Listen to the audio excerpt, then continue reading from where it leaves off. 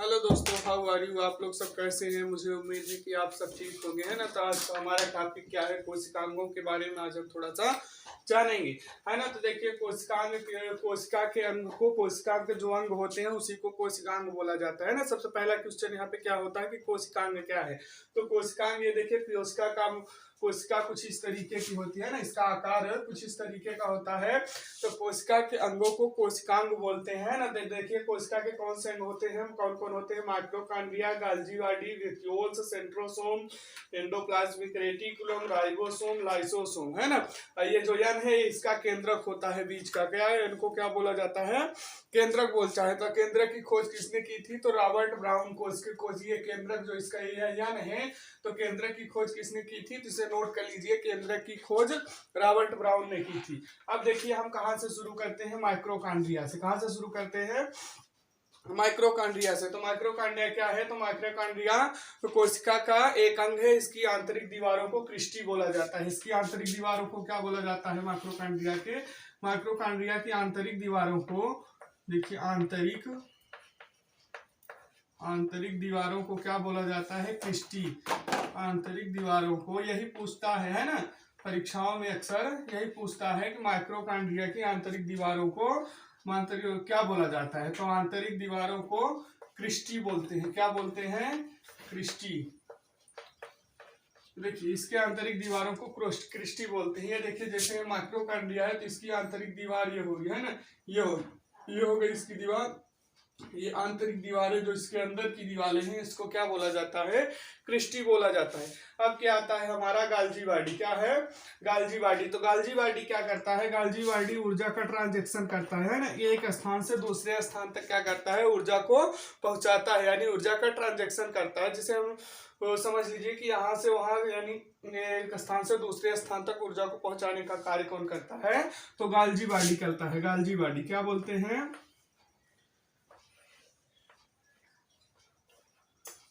Golgi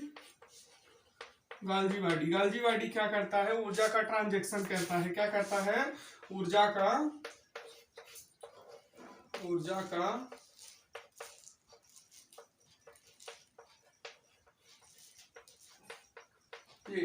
ऊर्जा का transaction करता है। गोल्गी बॉडी क्या करता है, तो गोल्गी बॉडी ऊर्जा का ट्रांजैक्शन करता है। फिर हमारा क्या आता है, वैक्यूल्स। फिर क्या आता है, वैक्यूल्स। क्या आता है, भी माने वैक्यूल्स। फिर क्या आता है, वैक्यूल्स। तो वैक्यूल्स में क्या होता है, वैक्यूल्स में पानी स्टोर होता है। क्या होता है, वैक्यूल्स में पानी स्टोर होता है। क्या होता है, वैक्यूल्स में पानी स्टोर होता है। इसे रसधानी भी बोलते हैं। क्या बोलते हैं, रसधानी। इसे रसधानी भी बोला जाता है। और क्या बोला जाता है, रसधानी भी बोला जाता है। ये देखिए, वैक्यूल्स में क्या होता है, पानी स्टोर होता है। वैक्यूल्स में पानी स्टोर होता है। उसके बाद क्या आता है, इसमें क्या पानी स्टोर होता है ना, क्या स्टोर होता है, पानी स्टोर रहता है। क्या होता है, पानी स्टोर रहता है। उसके बाद क्या आता है, सेंट्रोसोम। फिर क्या आता है, सेंट्रोसोम। तो सेंट्रोसोम मैंने बताया कि सेंट्रोसोम क्या करता है, तो सेंट्रोसोम कोशिका का विभाजन करता है, यानी एक कोशिका को तोड़ के दो नई कोशिका का निर्माण करता है। तो सेंट्रोसोम क्या करता है कि कोशिका का विभाजन करता है ना। तो सेंट्रोसोम कोशिका का विभाजन करता है, कोशिका को तोड़ के दो नई कोशिकाओं को बनाता है ना। क्या है, सी माने सेंट्रोसोम। क्या बोला जाता है इसे, सेंट्रोसोम। तो सेंट्रोसोम क्या करता है, सेंट्रोसोम कोशिका का विभाजन करता है। क्या करता है, कोशिका। इसके पहले वाले वीडियो में मैंने बताया था कि किस तरीके से ये कोशिका को तोड़ता है ना। कोशिका का विभाजन करता है। क्या करता है, कोशिका का विभाजन करता है।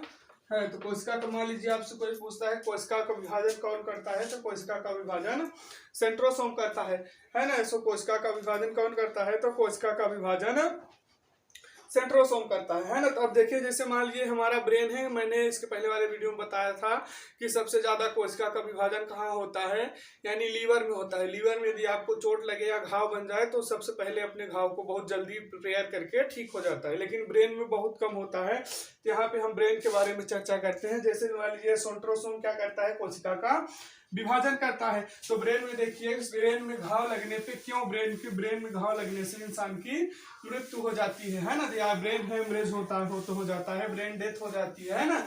यानी ब्रेन के घाव को बहुत बहुत घातक होता है ना। ब्रेन में अगर किसी को चोट लग जाए ज्यादा तो उसकी मृत्यु भी हो सकती है। तो जैसे देखिए, मान लीजिए ब्रेन में किस तरीके से ऐसे होता है। तो मान लीजिए हमारा ब्रेन है, क्या है, ब्रेन है। ब्रेन देखिए क्या होता है, तो ब्रेन में क्या होता है, न्यूरॉन 90% पाया जाता है। ब्रेन में न्यूरॉन कितना पाया जाता है, तो ब्रेन में न्यूरॉन कितना पाया जाता है, न्यूरॉन 90% ब्रेन में पाया जाता है। ब्रेन में न्यूरॉन कितना पाया जाता है, तो ब्रेन में न्यूरॉन 90% पाया जाता है। और गीलिया कितना पाया जाता है, तो गीलिया 10% पाया जाता है। कितना पाया जाता है, गीलिया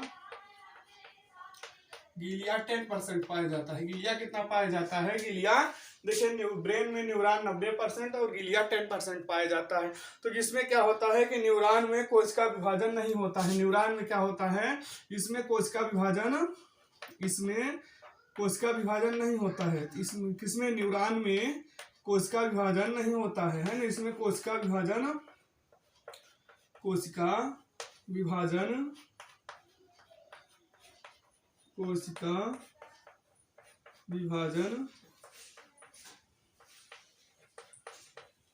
नहीं होता है। किसमें, कोशिका विभाजन किसमें नहीं होता है, तो कोशिका विभाजन न्यूरॉन में नहीं होता है। न्यूरॉन कहाँ पाया जाता है, तो न्यूरॉन ब्रेन में पाया जाता है। कितना पाया जाता है, तो 90% पाया जाता है। अब देखिए गीलिया 10% पाया जाता है। तो गीलिया में क्या होता है, गीलिया में कोशिका विभाजन होता है। यानी इसमें कोशिका विभाजन होता है। कितना होता है, इसमें कोशिका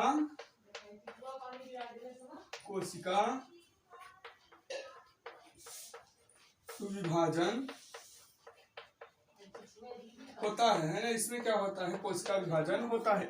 ये देखिए, ब्रेन में न्यूरॉन 90% पाया जाता है और गीलिया 10% पाया जाता है ना। तो इसमें न्यूरॉन में क्या होता है, कोशिका विभाजन न्यूरॉन में नहीं होता है। कोशिका विभाजन न्यूरॉन में नहीं होता है और गीलिया में कोशिका विभाजन होता है। गीलिया केवल 10% पाया जाता है और न्यूरॉन 90% पाया जाता है। कहाँ पाया जाता है, तो ब्रेन में पाया जाता है। तो ठीक है। अब देखिए, तो इसमें सेंट्रोसोम होता ही नहीं है ना। न्यूरॉन में क्या होता है कि सेंट्रोसोम नहीं होता, जिसके कारण से कोशिका विभाजन नहीं होता है ना। सेंट्रोसोम ही कोशिका विभाजन करता है। तो सेंट्रोसोम नहीं होता है। किसमें नहीं होता है, ये न्यूरॉन में सेंट्रोसोम नहीं होता है ना। नहीं होता है, न्यूरॉन में सेंट्रोसोम नहीं होता है। अब देखिए गीलिया, तो गीलिया में क्या है, गीलिया में सेंट्रोसोम होता है ना। इसीलिए इसमें क्या लिखा तो है, 10% पाया जाता है। इसमें कोशिका विभाजन होता है। तो कोशिका विभाजन कैसे होगा, जब सेंट्रोसोम रहेगा तभी कोशिका विभाजन होगा। तो इसमें क्या होता है, सेंट्रोसोम पाया जाता है, जिसके कारण ही इसमें कोशिका विभाजन सेंट्रोसोम ही करता है। इसी कारण इसमें कोशिका विभाजन होता है। तो इसमें सेंट्रोसोम क्या होता है, सेंट्रोसोम पाया जाता है। सेंट्रोसोम होता है इसमें, है ना। इसमें सेंट्रोसोम होता है। ये देखिए, इसमें क्या है, सेंट्रोसोम नहीं होता है। गीलिया में सेंट्रोसोम होता है ना। इसमें कोशिका विभाजन नहीं हो, न्यूरॉन में कोशिका विभाजन नहीं होता है। गीलिया में कोशिका विभाजन होता है। ब्रेन में न्यूरॉन 90% और गीलिया 10% पाया जाता है। तो ठीक है। अब देखिए, जैसे कि मानिए ये 90% क्या होता है, कोशिका विभाजन नहीं होता है, केवल 10% कोशिका विभाजन होता है। इसीलिए क्या होता है कि ब्रेन में चोट लगने से क्लॉट जम जाती है, ब्रेन रक्त का थक्का जम जाता है बहुत। और अगर ज्यादा अंदर तक चोट लग गई तो अपने घाव को प्रिपेयर नहीं कर पाता है, क्योंकि उसमें केवल 10% सेंट्रोसोम पाया जाता है ना। और 90% में सेंट्रोसोम नहीं पाया जाता है, सब बहुत कम मात्रा में पाया जाता है। केवल 10% को क्या करता है, अपने घाव को फिर से मतलब ठीक नहीं कर पाता है ना। जिसके कारण क्या होता है, ब्रेन में क्लॉथ जम जाती है, ज्यादा अंदर तक चोट लग जाती है, तो इंसान की मृत्यु भी हो जाती है। तो ठीक है, मुझे उम्मीद है कि आपको समझ में आ गया होगा, है ना। अब अगला देखिए, अब सेंट्रोसोम के बाद क्या है, ER, है ना, एंडोप्लाज्मिक रेटिकुलम। क्या है, एंडोप्लाज्मिक रेटिकुलम। तो ये क्या करता है, एंडोप्लाज्मिक रेटिकुलम, ये कोशिका को फैलाने का काम करता है ना। सेंट्रोसोम तो केवल क्या करता है, कोशिका विभाजन तो कर देता है सेंट्रोसोम, लेकिन अब देखिए वो तो केवल तोड़ना जानता है ना। तो केवल क्या करता है, कोशिका को तोड़ देता है। अब कोशिका तब टूटेगी जब कोशिका फैलेगी, है ना। तो ये क्या करता है, कोशिका को फैलाने का काम कौन करता है, तो कोशिका को फैलाने का काम एंडोप्लाज्मिक रेटिकुलम करता है। कौन करता है, एंडोप्लाज्मिक रेटिकुलम यानी ईआर करता है, कौन करता है, ईआर। अब अगला क्या है, ईआर, इसे क्या बोलते हैं, एंडोप्लाज्मिक रेटिकुलम। एंडोप्लाज्मिक रेटिकुलम क्या बोलते हैं, एंडोप्लाज्मिक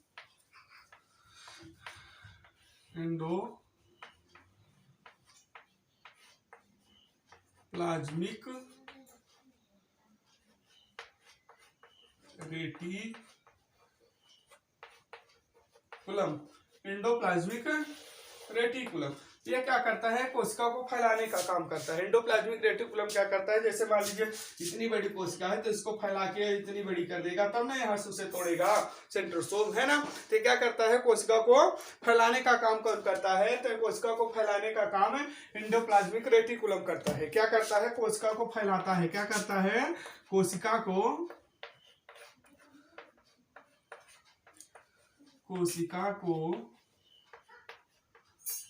फैलाता है। क्या करता है, कोशिका को फैलाता है। तो कोशिका को कौन फैलाता है, तो कोशिका को एंडोप्लाज्मिक रेटिकुलम फैलाता है। कोशिका को कौन फैलाता है, तो कोशिका को एंडोप्लाज्मिक रेटिकुलम फैलाता है ना। तो ये कोशिका को फैलाने का काम करता है। इसमें दो भाग होते हैं ना, इसमें क्या होते हैं, एंडोप्लाज्मिक रेटिकुलम में दो भाग होते हैं। ये देखिए इसमें क्या होते हैं, ये इस तरीके का होता है ना। ये देखिए इसमें क्या होता है, दो भाग होते हैं। कितने भाग होते हैं, यहाँ से ये देख लीजिए, इसमें क्या होता है, दो भाग होते हैं, है ना। ये कैसा होता है, तो ये वाला भाग जो होता है, तो ये वाला भाग चिकना होता है। कैसा होता है, ये वाला भाग चिकना होता है। क्या होता है, ये वाला भाग चिकना होता है। और ये वाला भाग जो है, तो ये वाला भाग जो है किसका, खुरदुरा होता है। किसका, एंडोप्लाज्मिक रेटिकुलम का ये वाला भाग कैसा होता है, ये वाला भाग इसका कैसा होता है, खुरदुरा होता है। कैसा, खुरदुरा टाइप का। खुरदुरा समझ रहे हैं ना, वो जैसे खुरदुरा जैसे रेत मार कागज हो गया, उसको रगड़ने से खुरदुरा हो गया है ना। और चिकना ये क्या होता है, चिकना भाग होता है। ये वाला खुरदुरा वाला भाग होता है। तो चिकना भाग क्या करता है, तो चिकना वाला भाग वसा यानी फैट का निर्माण करता है। तो चिकना क्या करता है, चिकना वाला भाग, तो चिकना वाला भाग है ना, ये किसका निर्माण करता है, तो चिकना वाला भाग क्या करता है, तो चिकना वाला भाग क्या करता है, वसा का निर्माण करता है। क्या करता है, वसा का निर्माण करता है। किसका निर्माण, वसा का निर्माण करता है। किसका निर्माण करता है, वसा का निर्माण करता है। वसा का निर्माण कौन करता है, तो ये एंडोप्लाज्मिक रेटिकुलम का चिकना वाला भाग वसा का निर्माण करता है। कौन सा भाग वसा का निर्माण करता है, तो चिकना वाला भाग क्या करता है, वसा को फैट बोलते हैं, यानी फैट का निर्माण करता है या वसा का निर्माण करता है, कुछ भी बोलते हैं, या फैट बोलिए या वसा बोलिए, ठीक है। तो चिकना वाला भाग क्या करता है, वसा का निर्माण करता है। अब ये खुरदुरा वाला भाग क्या करता है, तो खुरदुरा वाला भाग जो होता है वो प्रोटीन का निर्माण करता है। तो खुरदुरा वाला भाग क्या करता है, ये देखिए खुरदुरा वाला भाग क्या करता है, तो खुरदुरा वाला भाग प्रोटीन का निर्माण करता है। तो ये क्या करता है, ये प्रोटीन का निर्माण करता है। किसका निर्माण करता है, तो ये जो है तो प्रोटीन का निर्माण करता है। किसका निर्माण करता है, प्रोटीन का निर्माण करता है। किसका निर्माण करता है, प्रोटीन का निर्माण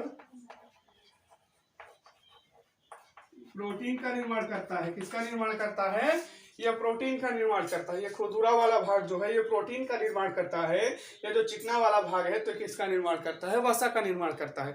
तो ठीक है, इतना क्लियर है ना, आगे बढ़े। अब देखिए अगला क्या है, अगला है आर। अगला हमारा क्या है, आर। तो आर को क्या बोला जाता है, राइबोसोम, है ना। ये क्या है, आर हमारा राइबोसोम है। क्या है, राइबोसोम है। ये देखिए अगला देखिए क्या है, राइबोसोम। आर क्या है, आर है हमारा राइबोसोम। क्या है, आर होता है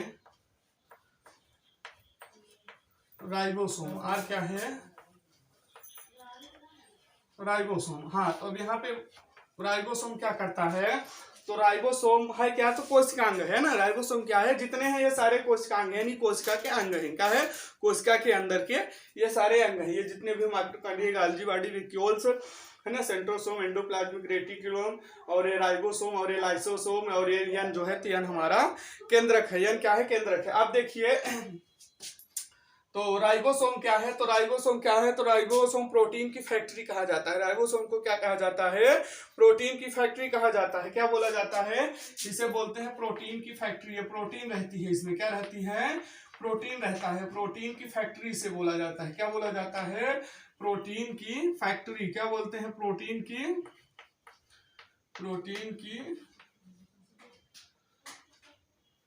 फैक्ट्री क्या बोलते हैं? ये होता है प्रोटीन की फैक्ट्री, है ना। तो राइबोसोम क्या है? तो राइबोसोम प्रोटीन की फैक्ट्री होता है। प्रोटीन का निर्माण 10 अलग अलग अमीनो एसिड से होता है। प्रोटीन का अब ये प्रोटीन, तो जैसे प्रोटीन इसमें पाया जाता है ना, तो प्रोटीन कैसे बनता है? तो प्रोटीन का निर्माण 10 अलग अलग अमीनो एसिड से होता है। प्रोटीन का निर्माण कैसे होता है? तो प्रोटीन का निर्माण, है ना, प्रोटीन का निर्माण 10 अलग अलग, है ना, 10 अलग अलग अमीनो एसिड से होता है। किससे होता है? अमीनो एसिड से होता है ना। अब 10 अलग अलग अमीनो एसिड से होता है ना, अमीनो एसिड से होता है।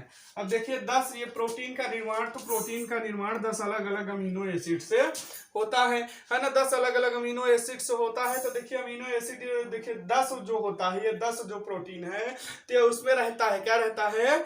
उसके पास रहता है। और 10 प्रोटीन जो अलग 10 अलग अलग लिखा है, यानी 10 दूना 20 हो गया, है ना। तो 10 अलग अलग अमीनो, 10 अलग और 10 अलग दोनों मिला के 20 हो गए। तो ये 10 क्या होता है? 10 इसके पास खुद का रहता है। और 10 हमें क्या मिलता है? 10 प्रोटीन ये कहाँ से 10 अलग अमीनो एसिड कहाँ से पता है? तो जो कुछ भी हम भोजन करते हैं, जो हमारे शरीर में जाता है खाने पीने से, उसी को पाचन होने के बाद उससे ये 10 अलग अमीनो एसिड प्राप्त करता है। 10 इसके पास अमीनो एसिड रहते हैं और 10 ये भोजन से प्राप्त करता है, और दोनों को मिला के क्या बनता है? प्रोटीन बन जाता है। क्या बनता है? दोनों को मिलाने से प्रोटीन बनता है। नहीं समझ में आया? तो देखिए 10 अमीनो एसिड इसके पास खुद का रहता है ना। जैसे आपके पास मान लीजिए कि है ना, कोई भी चीज, मान लीजिए अमीनो एसिड 10 इसके पास जैसे है, और 10 ये कहाँ से पाता है? तो 10 हमारे भोजन से पाता है। कहाँ से पाता है? भोजन से पाता है। जो खाते पीते हैं ना, हरी हरी सब्जियां, भोजन जो कुछ भी खाते हैं, तो 10 अमीनो एसिड ये उससे प्राप्त करता है ना। तो दोनों को मिला के क्या बनाता है? प्रोटीन बनाता है। क्या बनाता है? तो प्रोटीन का निर्माण कहाँ से होता है? तो प्रोटीन का निर्माण 10 अलग अलग अमीनो एसिड से होता है। प्रोटीन का निर्माण 10 अलग अलग अमीनो एसिड से होता है। ठीक है, आगे बढ़ जाएं। अब देखिए अगला क्या है? लाइसोसोम। अगला क्या है हमारा? यल को क्या बोला जाता है? तो यल को लाइसोसोम बोला जाता है। यल को क्या बोला जाता है? यल को लाइसोसोम बोला जाता है। इसे आत्महत्या की थैली भी बोलते हैं। इसे क्या बोलते हैं? आत्महत्या की थैली भी बोला जाता है ना। तो ये देखिए लाइसोसोम क्या है? लाइसोसोम है ना, इसे क्या बोला जाता है? लाइसोसोम। इसे आत्महत्या की थैली भी बोला जाता है। इसे क्या बोला जाता है? आत्महत्या की थैली। यानी इसके अंदर जो होता है इसे आत्महत्या की थैली भी बोलते हैं। या क्या होता है कि जब ये फट जाता है, क्या होता है, जैसे मान लीजिए कि अगर ये फट जाएगा तो इसमें जितने कोशिकांग हैं सारे खत्म हो जाएंगे। क्या हो जाएंगे? खत्म हो जाएंगे जब ये फट जाता है ना। 10 अलग, हाँ लाइसोसोम। तो आत्महत्या की थैली भी इसे बोला जाता है। ये क्या करता है? ये करता है कि जली हुई कोशिका, जो जली हुई कोशिका रहता है, ये उसको क्या करता है? जला के, जैसे मान लीजिए चोट लग गया, काला पड़ गया, तो उसको जला के कौन साफ करता है? यही लाइसोसोम ही उसे जला के साफ कर देता है। फिर वहां पे नई कोशिका का निर्माण होता है। वहां पे क्या होता है? नई कोशिकाओं का निर्माण होता है ना। नई कोशिका जला के इसे क्या करता है? साफ कर देता है। फिर वहां पे नई कोशिकाओं का निर्माण होता है। तो ये हाँ, तो ये लाइसोसोम ये क्या करता है? इसे आत्महत्या की थैली भी बोला जाता है। क्या बोला जाता है? आत्महत्या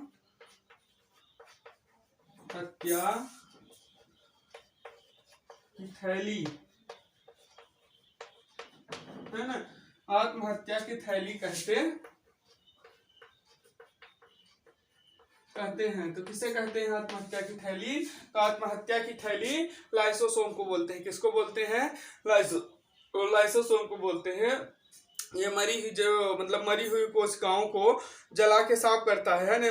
मरी हुई कोशिकाओं को क्या करता है, जला के साफ करता है ना। इसमें क्या पाया जाता है, हाइड्रोक्लोराइड एंजाइम पाया जाता है। क्या पाया जाता है, हाइड्रोक्लोराइड एंजाइम होता है। इसमें क्या होता है, इसमें हाइड्रोक्लोरिक एंजाइम पाया जाता है। इसमें हाइड्रोक्लोरिक क्या पाया जाता है, हाइड्रोक्लोराइड एसिड एंजाइम होता है।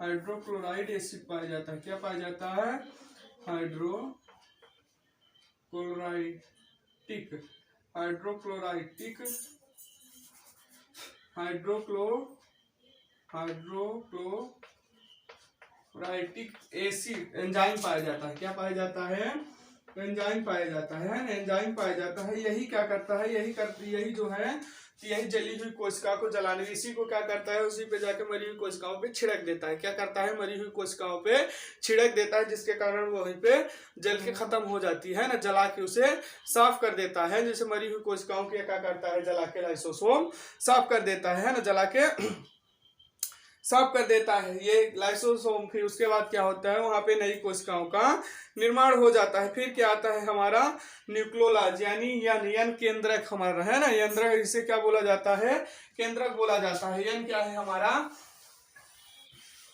यन होता है केंद्रक है ना, इन सभी को कंट्रोल करता है। ये जितनी कोशिकांग होते हैं इन सभी को ये केंद्रक क्या करता है, इन सभी को कंट्रोल करता है। क्या करता है, कंट्रोल करता है। केंद्रक क्या करता है, न्यूक्लियोलाज, इसे क्या बोला जाता है, इनको न्यूक्लियोलाज कहते हैं। यन का मतलब क्या है ना, यन का मतलब क्या है,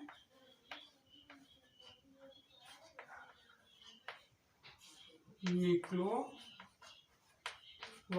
है ना, इसे न्यूक्लियोलॉज बोला जाता है। ये क्या करता है, ये सभी कोशिकाओं को क्या करता है, कंट्रोल करता है। ये क्या करता है, ये सभी कोशिकाओं को क्या करता है, ये जितनी कोशिकांग हैं इन सभी को ये क्या करता है, कंट्रोल करता है। इसके अंदर है ना, इसके क्या करता है, ये सभी कोशिकांग को क्या करता है, ये सभी कोशिकांग को, यानी एक तरह से समझिए कि ये राजा होता है ना, कोशिकांग को कंट्रोल करता है। क्या करता है, कंट्रोल करता है ना। ये न्यूक्लियोलॉज यानी यन जो हमारा है, ये केंद्रक है ना, ये क्या करता है, इन सभी कोशिकांगों को कंट्रोल करता है। समझ लिए एक तरह से राजा होता है, जो आदेश देता है वो यही सब करते हैं ना, जो इसके आदेश अनुसार ही हमारे शरीर का कार्य हो, ये इसके आदेश के अनुसार ही जितने कोशिकांग हैं ये सब क्या करते हैं, अपना अपना कार्य करते हैं ना। ये राजा होता है, इन सभी को कंट्रोल करता है। यही जब बताइए इसको, ये क्या करता है, यही इसको आदेश देता है, इसको लाइसोसोम को, कि यहाँ पे मरी हुई कोशिकाएं हैं उसको जाओ जला के साफ कर दो। तब ये लाइसोसोम जाता है तो उसे जला के साफ कर देता है ना। ये सभी को कंट्रोल करने का कार्य करता है। तो ठीक है दोस्तों, आज का वीडियो यहीं तक था। हमें उम्मीद है कि आपको समझ में आ गया होगा है ना। आज हमने कोशिकांगों के बारे में पढ़ा, अब हम इसके आगे अगले वीडियो में थोड़ा जानने की कोशिश करेंगे। तो ठीक है दोस्तों, यदि हमारा वीडियो आपको पसंद आए तो इसे लाइक शेयर सब्सक्राइब करें।